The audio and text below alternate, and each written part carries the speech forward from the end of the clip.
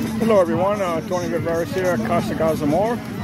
Having a nice cigar here at the beach in Hollywood, Florida.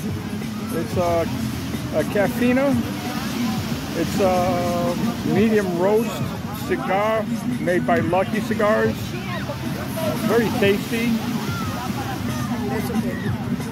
Mild taste. Yeah, very good cigar by Lucky Cigars.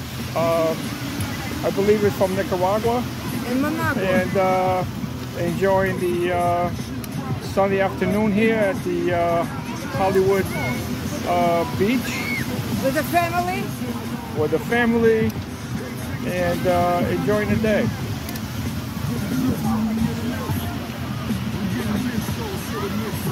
Let me know if you have tried this cigar or any other cigars that you might prefer. Leave it in comments.